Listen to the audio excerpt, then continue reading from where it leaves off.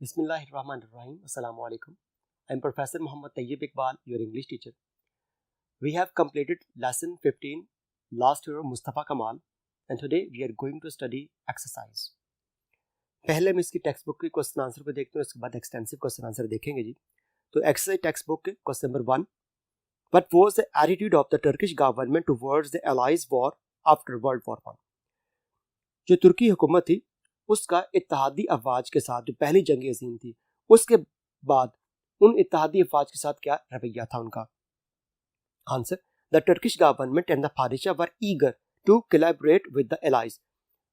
तुर्की हुकूमत और जो बादशाह वो दोनों शाइक थे, उनका बहुत ज्यादा हद तक ये उनकी कोशिश थी कि इत्तेहादी अफवाज के साथ ताउन किया जाए. They thought that loyalty to the armistice and cooperation with the allies were in the best interest of the nation. और उनका ये ख्याल था कि अगर हम इत्तेहादी अफवाज से ताउन करेंगे यही हमारे हक में बेहतर है. Question number 2.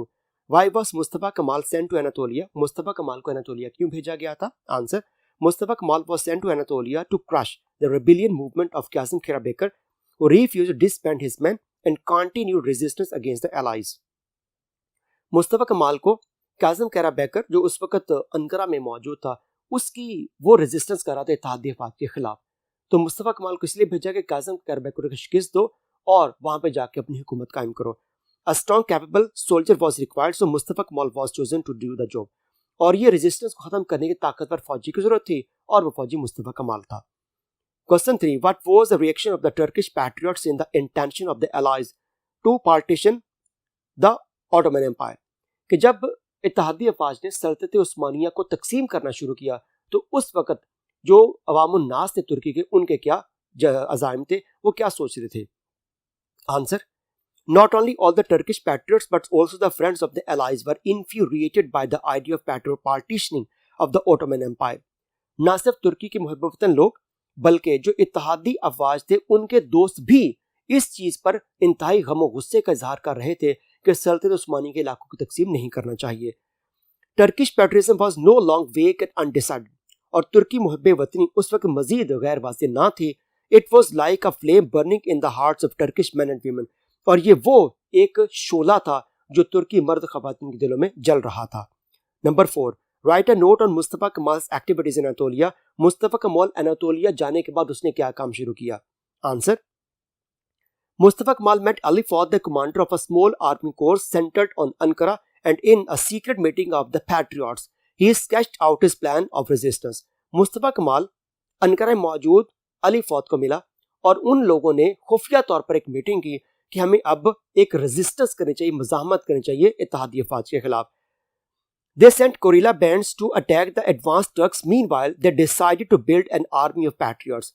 उन्होंने पहले तो गुरिल्ला बैंड्स को भेजा कि वो हमले करके रोकेंगे, उनको रेजिस्टेंस करेंगे इत्तेहादी अफवाज के साथ, और उसके बाद वो फिर एक आर्मी कायम करेंगे मुहिब्बे वतन लोगों की. मुस्तफा कमाल infused a new spirit in the Turkish patriots, and when they heard about the advance of Greeks, they rose to resistance. पहले तो मुस्तफा कमाल पर बहुत ज्यादा यकीन उन्होंने ना लिया, लेकिन जब उनको पब्लिक को पता चला कि ग्रीक्स ने भी हमला कर दिया, फिर उन्होंने मुस्तफा कमाल की बातों पर यकीन किया और एक बड़ी ताकत बन के उभरे. Question 5. Why did Mehmet order Mustafa Kemal to return to Constantinople or Istanbul? मेहमत ने मुस्तफा कमाल को क्यों हुक्म दिया कि तुम वापस कुस्तंतुनिया को कहा जाता है और ये इस्तांबुल का पुराना नाम है, कि तुम वापस इस्तांबुल क्यों आओ? Answer: It was because Mustafa Kemal had successfully raised the national army of patriots. उसकी वजह यह थी कि मुस्तफा कमाल ने बड़ी कामयाबी से अपनी एक नई फौज बना ली थी अनकरा में जाके. They were to fight against the foreign forces, और उस आर्मी ने ये मौत तक लड़ने के लिए एक कसम खा ली थी कि हम इत्तेहादी अफवाज के खिलाफ रेजिस्टेंस करेंगे. Moreover, when the people heard about the advancing Greeks, they rose to the occasion. और साथ उनको जब पता चला कि ग्रीक्स ने भी हमला कर दिया तो वो भी रेजिस्टेंस करने पर रजामंद हो गए. A rebellion was anticipated too, so Mehmet ordered Mustafa Kemal to return to Istanbul. और जब उनको पता चला कि रेबेलियन हो जाएगी, बगावत हो जाएगी, यानी मुस्तफा कमाल ने एक पूरी आर्मी बना ली और ग्रीक्स की लड़ाई भी शुरू हो चुकी है, तब मेहमत को अंदाजा हुआ कि यहाँ पे अगर मज़ाहमत शुरू हो गई तो मेरे संभालना मुश्किल हो जाएगा. इसलिए उसने मुस्तफा कमाल को हुक्म दिया कि तुम सबको छोड़ के इस्तांबुल आ जाओ. Question 6. What was Mustafa Kemal's reply? बादशाह ने जब कहा कि तुम वापस आओ इस्तांबुल, तो उस पर मुस्तफा कमाल ने क्या जवाब भेजा? Answer: Mustafa Kemal refuse to obey the orders of बादशाह and vow to fight till his last breath. Mustafa Kemal ने आने से इनकार किया, बादशाह की बात नहीं मानी और उसने कहा मैं आखिरी दम तक लड़ूंगा। He sent the most important telegram to the बादशाह सेइंग, और उसने ये कहते बादशाह के पैगाम भेजा, I shall stay in Anatolia until the nation has won independence, कि मैं एनातोलिया में ही रहूंगा जब तक कौम आजादी हासिल नहीं कर लेती। Question number 7, how did Mehmed try to regain Anatolia for himself? Mehmed ने किस तरह से कोशिश की थी कि वो यो आजादी हासिल करे? Answer, when Mustafa Kemal consolidated his position in Anatolia, Mehmed tried to regain control over Anatolia by subtlety. जब महमद ने देख लिया कि मुस्तफा कमाल ने अपनी आर्मी बना ली है और वो इत्तेहादी अफवाज का रेजिस्टेंस भी कर रहा है, तो उसने फिर तमाम पब्लिक से कहा कि तुम लोग आ जाओ हमारे पास, यानी उसने मक्कारी के जरिए अवाम को कन्विंस करने की कोशिश की। He unexpectedly agreed to summon a government pleasing to nationalists, और वो उसने गैर मुतवक्कित तौर पर रजामंदी जाहिर कर दी कि जैसा तुम लोग चाहोगे वैसी हुकूमत बनेगी। He suggested that the delegates of Anatolia could transfer the activities to Istanbul, put Mustafa Kemal's ideas into practice and yet no longer stand in opposition to Sultan। और ये कहा कि जितने मुहिब्बे वतन लोग हैं वो मुस्तफा कमाल के आइडियाज को इस्तांबुल में आ जाएं, वहां पर अमली तौर पर हम उनके ऊपर अमल करना शुरू करते हैं, इसलिए वो बादशाह के खिलाफ मत जाएं। Question 8, why did his Mehmed's plan fail? Mehmed का मंसूबा नाकाम क्यों हुआ? Answer, his plan failed because Mustafa Kemal refused to follow his command. Kemal suggested that the parliament should sit in Ankara instead of Istanbul. Mustafa Kemal ने चूंकि इनकार कर दिया कि वो नहीं गया, और उसने कहा कि इस वक्त जो हुकूमत बननी चाहिए वो अनकरा में होनी चाहिए, इस्तांबुल में नहीं होनी चाहिए, क्योंकि इस्तांबुल पर इत्तेहादी अफवाज का कब्जा था। Moreover he remained busy in forming a large army of regular troops, armed pageants and women for supplying arms. चूंकि काफी लोग छोड़ के चले गए थे मुस्तफा कमाल को इस्तांबुल, इस वजह से मुस्तफा कमाल ने अपनी कोशिश जारी रखी और उसने एक बहुत बड़ी आर्मी मर्द और खवातीन पर मबनी बना ली थी।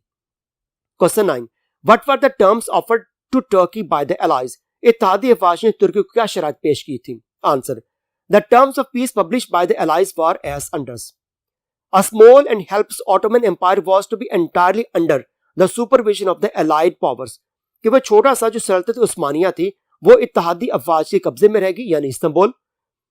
All the Arab provinces were to become mandate territories, और जो अरब इलाके थे वो सारे ब्रिटिश mandate territories बन जाएंगी। Eastern Anatolia was to be added to the state of Armenia। मशरकी एनातोलिया आर्मीनिया को दे दिया जाएगा। Around Izmir was to be large Greek district, और इजमीर वो ग्रीक्स को दे दिया जाएगा, एक बड़ा सूबा बन जाएगा उनका। Cilicia was to go to the French, और सिचिलिया पर फ्रांस के लोग कब्जा कर लेंगे। Istanbul was to be an international centre under the control of Britain, और जो इस्तांबुल है वो बरतानिया के अंदर एक वाहिद छोटा सा मरकज मौजूद होगा। फ्रांस एंड इटली, बरतानिया, फ्रांस और इटली मिलकर इस्तांबुल पर हुकूमत करेंगे। Question number 10, give an account of Greek attack and it's defeat. Greeks ने हमला कैसे किया और ग्रीस को शिकस्त कैसे हुई? Answer, the Greeks attack Turkey on 21 August 1921। Greeks ने 21 अगस्त 1921 को तुर्की पर हमला किया। In the mountain country above the Sakarya river, some 50 kilometres of Ankara, the two valiant nations fought almost man to man for 14 days. तो Sakarya दरिया के पास तुर्की और जो ग्रीक्स थे वो 50 किलोमीटर का जो रकबा था वहां पर उन्होंने फेस टू फेस लड़ना शुरू किया। Mustafa Kemal was the commander of the brave Turks. He led them so masterly that by 4th of September the Greeks were completely defeated। और मुस्तफा कमाल उस वक्त तुर्की फौज का कमांडर था, इतनी महारत से वो लड़ा कि उस वक्त ग्रीक्स को उसने शिकस्त दे दी 4 सितंबर तक। Question 11, give an account of the departure of Mehmed from Istanbul. Mehmed exile पर जलावतनी पर चला गया तो उसके जाने का अंदाज कैसे था इस्तांबुल से? Answer, Mehmed departed from Istanbul on 17 November 1922।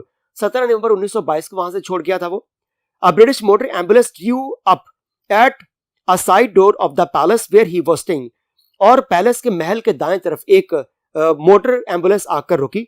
Some baggage was brought out of the palace place in the car and Mehmed went on his way to exile। कुछ सारा सामान लाया गया और महमद उस गाड़ी में बैठा और जिला वतनी पर चला गया। Question 12, sum up in few sentences the work of Mustafa Kemal as great nation builder। Mustafa Kemal ने एक, यानी कि मुस्तफा कमाल को एक अजीम कौम साज के तौर पर तस्वर किया जाता है, उसके ऊपर कुछ फिक्रे लिखने हैं। Answer, Mustafa Kemal is called a great nation builder because he liberated his country from the foreign occupation and laid the foundation of modern Turkey. Mustafa Kemal ने इत्तेहादी अफवाज कब्जे से तुर्कों को आज़ादी दिलवाई थी और इसलिए उसको जदीद तुर्की का फाउंडेशन मेंबर यानी कि फाउंडर कहा जाता है. He introduced revolutionary reforms to put Turkish nation on the road of progress and prosperity. उसने कुछ नई इस्लाहात वो थी मुतारफ करवाई थी जिससे वो तुर्की की जो कौम थी वो तरक्की की राह पर गामजन होगी. Turkish nation became strong and modern due to his social, educational, economical and industrial reforms. और तुर्की कौम ने मजीद जो जदीद किस्म के सोशल, तालीमी, मुआशी और सनती इस्लाहात नाफज की जिससे वो तरक्की याफ्ता कौम बन गई थी. अब हम पढ़ते हैं इसके जो एक्सटेंसिव क्वेश्चन है उनको. Question number 1, who was Mustafa Kemal? Mustafa Kemal कौन था? Who is called the saviour of Turkey, या टर्की का मुहाफिज किसे कहा जाता है? Answer, Mustafa Kemal was a great leader of Turkey. He is called the saviour of Turkey because he prepared his nation to fight against the allies and the Greek forces. Mustafa Kemal को तुर्की का great leader तस्वर किया जाता है और वही Turkey का saviour था और उसने तुर्की की कौम को इत्तेहादी अफवाज और ग्रीक्स के खिलाफ लड़ने पर तैयार किया था. He defeated the Greeks and liberated his country from foreign occupation and influence. He became the first president of Turkey. और उसने तुर्कों के खिलाफ लड़के अपने मुल्क को आजादी दिलाई थी और वही था तुर्की का पहला सदर. Question number 2, how did the Turks welcome the armies of democracies? तुर्कों ने उन जमहूरी फौजों की जो इत्तेहादी अफवाज थी उनको कैसे वेलकम किया था? Answer, the armies of the democracies were welcomed as deliverers. उनको निजात दहिंदा के तौर पर खुशामदीद कहा गया. The Turks wanted a relief after the continuous battle since 1911. और तुर्क जो 1911 से जंग लड़ रहे थे, 1918 आ चुका हुआ था, उनको अब थोड़ा सा सुकून चाहिए था. देयरफॉर दे सरेंडर्ड ग्लैडली, इसलिए उन्हें खुशी खुशी हथियार डाल दिए थे. Question 3, who refused to disband his men? किसने हथियार डालने से इनकार किया था? Answer, Kazim Karabekir refused to disband his men and began to obstruct the allied control officers in eastern Anatolia with some undefeated Ottoman army. Kazim Karabekir ने surrender नहीं किया था, हथियार नहीं डाले थे और अपने चंद फौजियों के साथ मिलकर इत्तेहादी अफवाज के साथ उसने लड़ना शुरू कर दिया था. और ये सारा मुहाज कहाँ कौन सा था? एनातोलिया का. They put some resistance against the allied control officers. It disturbed the allies and the government in Istanbul. और उन्होंने ये मज़ामत इत्तेहादी अफवाज के खिलाफ की थी जिसकी वजह से इत्तेहादी अफवाज भी परेशान हुई और बादशाह भी. Question 4, why did British high commissioner object at Mustafa कमाल सिलेक्शन? ब्रिटिश हाई कमिश्नर ने मुस्तफा कमाल को जब भेजा जाना था तो उसके चुने जाने पर इतराज क्यों किया था? Answer, British high commissioner object Mustafa कमाल was a Turkish and he might have soft corner for the rebels fighting in Eastern Anatolia. British high commissioner इस वजह से इतराज किया था क्योंकि मुस्तफा कमाल एक टर्किश था और हो सकता है कि वो ईस्टर्न एनातोलिया में जाके उनके साथ मिलकर हमारे खिलाफ बगावत कर दे. Question number 5, when did the allies plan of occupying Turkey become clear? जो इत्तेहादी अफवाज थी उनका जो टर्किश के साथ मंसूबा था, टर्किश ऑक्यूपाइंग फोर्सेज, कब यह मंसूबा पता चला? यानी कि मुस्तफा कमाल जाने के बाद तो कब अंदाजा हुआ कि वो जो इत्तेहादी अफवाज के खिलाफ तुर्की खड़े हो चुके हैं? Answer, it became clear on 15th May when the British admiral informed the Ottoman governor that the great sea port of Izmir and the rich province of Aydin were to be occupied by the Greeks. उस वक्त वहां पे जो इत्तेहादी अफवाज के कब्जे का पता चला कि जब ब्रिटिश हाई कमिश्नर ने इन्फॉर्म किया कि जो इजमीर और साथ आयदीन का जो सूबा है वो ग्रीक्स के हवाले कर दिया जाए, तब जाके अंदाजा हो गया था कि यहाँ पे काम खराब हो चुका हुआ है. It infuriated all the Turks. और जब यह पता चला तो सारे के सारे तुर्की वो गुस्से में आ गए थे. Question 6, what did Mustafa Kemal urged पादशाह? Mustafa Kemal ने बादशाह की इस चीज पर कायल करने की कोशिश की. आंसर, व्हेन पादशाह heard of the activities of Mustafa Kemal he ordered him to return. जब बादशाह को पता चला मुस्तफा कमाल हमारे अगेंस्ट हो गया तो उसने कहा तुम वापस आ जाओ. मुस्तफा कमाल अर्ज पादशाह to join them against the allies instead. और मुस्तफा कमाल ने कहा कि मैं तो नहीं आऊंगा, बेहतर है कि आप छोड़ के हमारे पास आ जाए. Question 7, why did Mustafa Kemal desire to call the assembly at Ankara? Mustafa Kemal ने अंकारा में वो असेंबली कॉल करने की ख्वाहिश क्यों जाहिर की कि अंकारा क्यों शिफ्ट कीजिए सारी हुकूमत? Answer, Mustafa Kemal wanted to call the assembly at Ankara because it was centrally situated and well protected from the influence of the allies. Mustafa Kemal चाहता था कि असेंबली में अंकारा में बने ताकि वो इत्तेहादी अफवाज के असर से बच सके. Question number 8, how did Mustafa Kemal organise the people to fight against the allies? Mustafa Kemal ने लोगों को इत्तेहादी अफवाज के खिलाफ लड़ने में कैसे मुत्तहिद किया? Answer, Mustafa Kemal organize his people to fight against the allies by his motivating speeches in various towns. Mustafa Kemal मुख्तलिफ इलाकों में खुद जाता और वहां पे जाकर तकारीर करता, लोगों को कन्विंस करता। The regular troops of old imperial army and the peasants were convincing to fight against the allies। और मुस्तफ़ा कमाल के साथ जो पुरानी शाही फौज थी वो भी मिल गई और साथ मुख्तलिफ यानी कि आर्मी के दस्ते और किसान सब शामिल होके मुख्तलिफ इलाकों में इकट्ठे होकर इत्तेहादी फौज के खिलाफ लड़ते। Turkish women were trend for transporting weapon. और तुर्की की जो खवातीन थी उनको असलहा पहुंचाना कैसे, उसकी तरबियत दी गई। Question number 19, what did an Armenian medical practitioner right about the situation of war in Anatolia? एक आर्मीनियन अमेरिकन जो मेडिकल प्रैक्टिशनर थी उसने किस तरह से जो कुछ वहां पर आंखों देखा कैसे बयान किया? Answer, an American doctor recorded the war situation Anatolia. Anatolia में ग्रीक्स और टर्किश पीपल के दरमियान जो जंग लगी हुई थी उसको अमेरिकन प्रैक्टिशनर ने इस अंदाज में बयान किया। The firing gets worse steadily. जो गोलाबारी चल रही थी वो मुसलसल शदीद होती जा रही थी। A general massacre of Armenians is expected. और जो आर्मीनिया के लोग थे उनका बड़े पैमाने पर कत्ले आम होने का इम्कान था। All night long the skies are red lighted in every direction by the raging fires and the cannons roar and the heavens shake.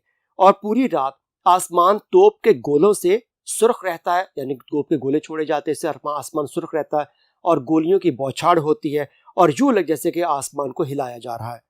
Question number 10, why was the Turkish national assembly dissolve? Turkish national assembly को dissolve क्यों किया गया, खत्म क्यों किया गया, तहलील कर दिया गया था, उसकी वजह? Answer, the allies had to leave the Baghdad railway junction that was transformed into ammunition factory by the patriots. मुहब्बे वतन लोगों ने जो बगदाद रेलवे जंक्शन था उसको गोला बारूद के एक किस्म के डिपो में तब्दील कर लिया था, जिसकी वजह से वहां के तहत हिफाज को छोड़ना पड़ा। The allies in response to it dissolve the national assembly and put its members under a collective arrest. और इत्तेहादी फौज ने जो नेशनल असेंबली थी इस्तांबुल में बैठी हुई थी उसको तहलील किया और जितने भी वहां पर लोग थे बड़े पैमाने को गिरफ्तार करना शुरू कर दिया था। Question 11, when did grand national assembly meet? Grand national assembly की मुलाकात आपस में कब हुई? Answer, on the 23rd of April 1920 the revolutionary Turkish Grand National Assembly met at Ankara with Mustafa कमाल as president। 23 अप्रैल 1920 को उस इनकलाबी टर्किश ग्रैंड नेशनल असेंबली की मुलाकात हुई अनकरा में और उन्होंने मुस्तफ़ा कमाल को सदर बनाया। It announced that all orders of the Sultan and the government in Istanbul were null and void and appointed an executive council to run the government। और उन्होंने कहा उस सुल्तान की तरफ से आने वाले तमाम महकमात को कल अदम तस्वर करेंगे, कैंसिल हो जाएंगे और यहाँ के इंतजाम चलाने के लिए उन्होंने एक अपनी हुकूमत बनाई। Question number 12, why did the Turkish people reject the treaty? तुर्की की आवाम ने उस मुआहदे को क्यों रिजेक्ट किया था? Answer, the Turkish people rejected the treaty because it aimed at dividing their country into different parts and handing them over to neighboring countries। तुर्की के लोगों ने इस वजह से उस मुआहदे को रिजेक्ट किया था क्योंकि तुर्की के मुख्तलिफ इलाकों को दाएं बाएं के ममालिक में तकसीम किया जा रहा था। They called the Ottoman government at Istanbul a puppet government of traitors and dotards। और मुहब्बे वतन लोगों ने तुर्की की इस्तांबुल में मौजूद जो हुकूमत थी उसको कुंद ज़हन, निकम्मे और गद्दारों की हुकूमत तस्वर किया था क्योंकि वो इत्तेहादी अफवाज के कब्जे में थी। Question 13, what was the famous battle slogan of Mustafa कमाल? मुस्तफ़ा कमाल का जो मशहूर जंगी नारा क्या था? आंसर, in August 1922 मुस्तफ़ा कमाल raised his famous battle slogan soldiers your goal is Mediterranean forward। उसने 1922 में जो ग्रीक्स लोग थे उनके अगेंस्ट से नारा लगाया था, अपने लोगों को कहा था कि आगे बढ़ो और तुम्हारा मकसद क्या? मेडिटेरेनियन। 1922 में सारा कुछ हुआ था। Question 14, describe the splendor of Mustafa कमाल when he entered इज़मीर। जब मुस्तफ़ा कमाल इज़मीर में दाखिल हुआ तो उसकी शान शौकत का अंदाज क्या था? Answer, on the 9th of September 1922 Mustafa कमाल entered इज़मीर in a long line of decorated cars accompanied by an escort of cavalry on either side। 9 सितंबर 1922 को मुस्तफ़ा कमाल इज़मीर में एक सजी गाड़ियों की लंबी कतार के साथ दाखिल हुआ जिसके दोनों तरफ पे घुड़सवार फौजी मौजूद थे। He was now the commander-in-chief of the Free Turkish Forces and was titled as Savior of Turkey। अब वो जो तुर्की की आर्मी थी उसका चीफ कमांडर तस्वर किया जा रहा था और उसको सेवियर ऑफ टर्की भी कहा गया।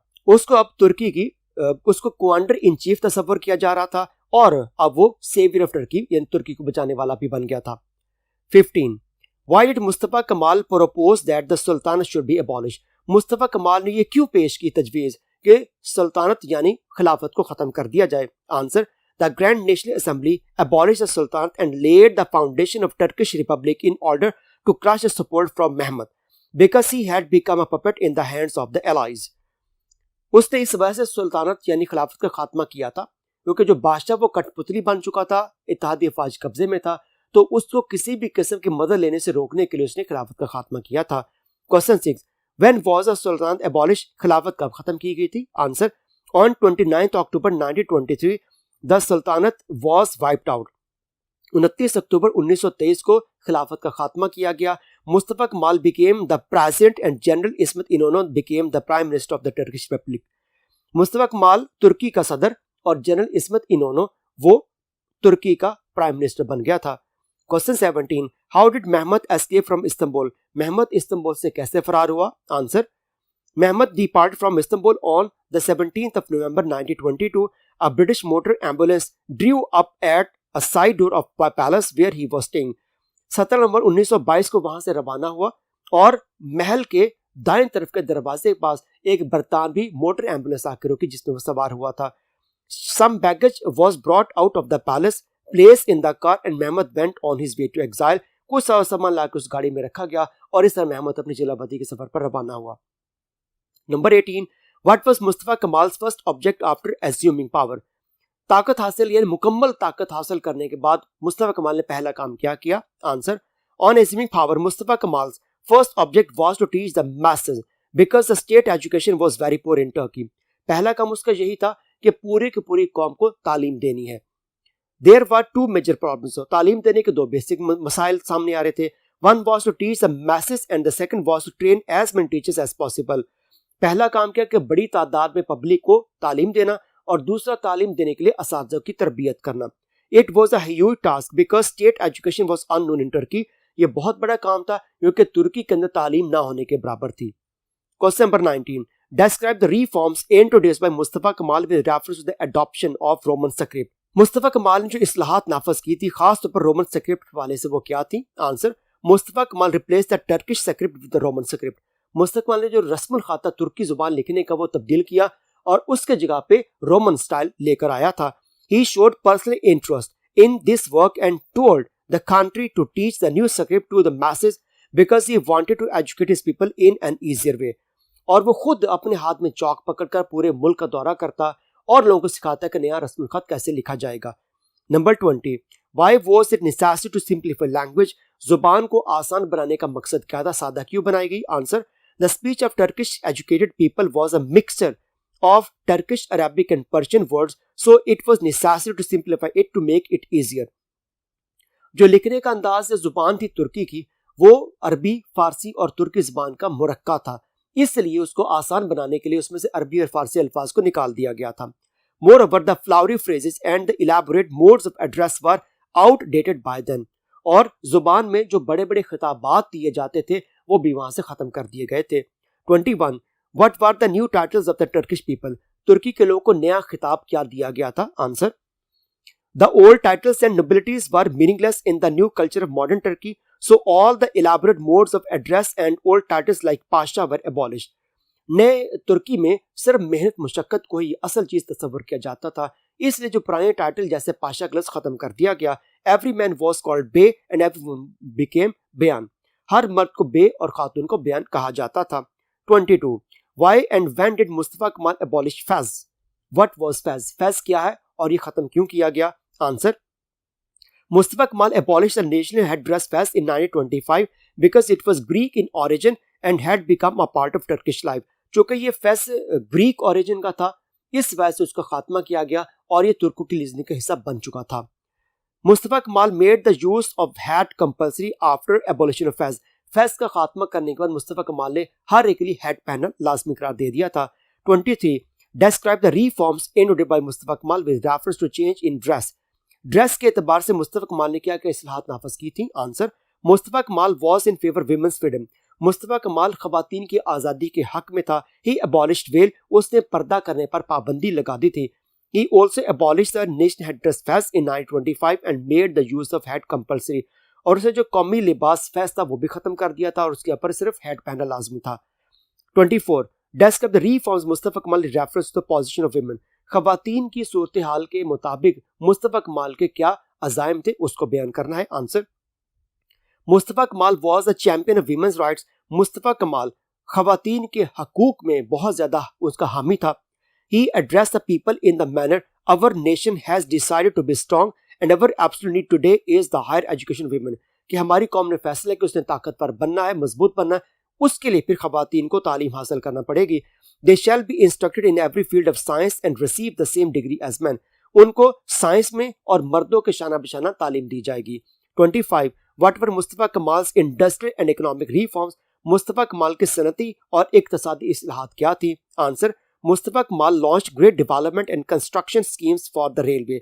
मुस्तफ़ा कमाल ने रेलवे के लिए तामीरी और तरक्याती मंसूबे पेश किए। He introduce Turkish 5-year plan and encourage heavy industry. तुर्कों के लिए 5 साल मंसूबा और भारी सनत भी मुतारफ करवाई। He organise the banking system and the Ottoman public debt was reduce to its minimum. उसने बैंकिंग का निज़ाम मुतारफ करवाया और जो सल्तनत उस्मानी का कर्जा था वो बहुत हद तक कम हो गया। 26. What revolutionary steps were taken to modernize the Turkish society? तुर्की मुआशरे को जदीद जिद्दत पसंद बनाने के लिए क्या इनकलाबी इक़दाम किए गए। आंसर, मुस्तफ़ा कमाल took revolutionary steps to modernize Turkish nation after coming to power। Mustafa Kemal ने हुकूमत संभालने के बाद कई इनकलाबी इक़दाम किए। He launched extensive reforms to educate his people। अपनी कौम को तालीम देने के लिए उसने इक़दाम किए। He abolished old customs and titles and introduced reforms with reference to dress।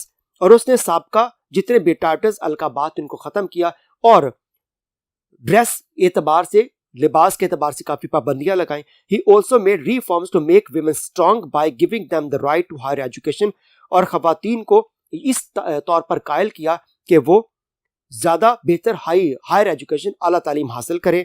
He is called the father of modern Turkey for all of these reforms। और इन इस्लाहात की बुनियाद पर उसको जदीद तुर्की का फादर बाप अतातुर्क कहा जाता है। तो ये था लेसन आज का, यहाँ पर हमारा काम ये खत्म होता है। नेक्स्ट लेसन में दोबारा फिर हाजिर होगा। बहुत शुक्रिया। अल्लाह हाफिज़।